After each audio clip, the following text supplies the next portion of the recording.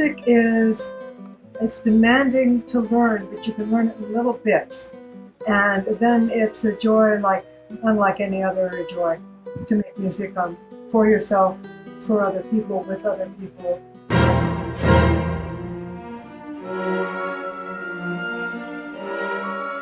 Hi there, and welcome to the Melody Music Studios interview series, where we get to know our teachers a little bit better. I'm Ashley.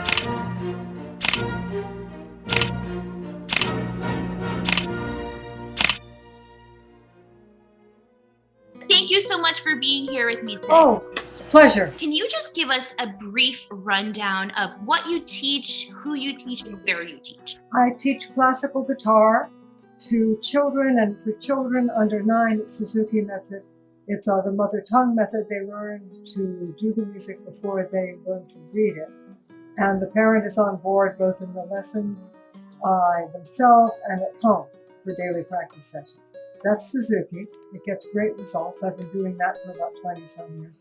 I've been teaching another probably 15 years classical guitar to children who are older and for adults. What's a tip or a helpful trick or something that you could give someone, a student who might be struggling to practice? Well, I'm assuming that the parents are somewhat in charge, so I'd be really talking to the parent. Because no normal child will practice on his own. It's not normal. Mozart didn't want to do that either. Right? That's a good point. That's a great point. No one normal. So there have to be some rewards in place. There have to be some expectations set by the parents, and a lot of praise and support for doing this. And the practice sessions don't have to be that long. For someone, under the age of 9, if it's 10, 15 minutes, that's good. The consistency is very important. What advice would you give to someone who is thinking about potentially becoming a music teacher?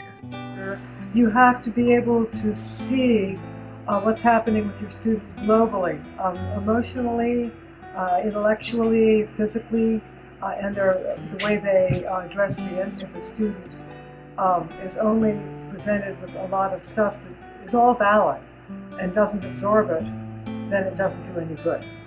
And also people are different, so the teacher has to not just have a totally set method that he has to figure out what the person can absorb next. Next question for you is, what do you love most about being a music teacher? Or what are some of your favorite moments or memories of teaching so far? Oh, well, it happens all the time, and what it is during a lesson, the student will be confused about something or trying to do something, and I can almost see the light bulb go off over their head, and their eyes focus a little bit differently. There's this little flash, and I know they've got it, and by God, yes, they do. So I see some confusion. What's lovely about that moment, not only do they have it, but it's theirs. They did something. Right. They're so pleased that they're capable of this, and then of course that can apply to the rest of their life. That you're capable of this. Look for that moment in other places. My next question for you is, do you have performance anxiety? And if you do, what are some tips and tricks that you might give a student who maybe suffers from that as well? It's a lot less than what it used to be, and I think it's because I've been practicing. So for performance anxiety, practice a whole lot. Yeah. And be compassionate but rigorous with yourself. Because if you're too harsh on yourself, it's not going to go well on your own, and then you're going to see all the people in the audience, and there's going to be too much. And then each mistake begets another mistake, and you get tighter and tighter and tighter. So I would just say, be kind and be consistent and practice a whole lot.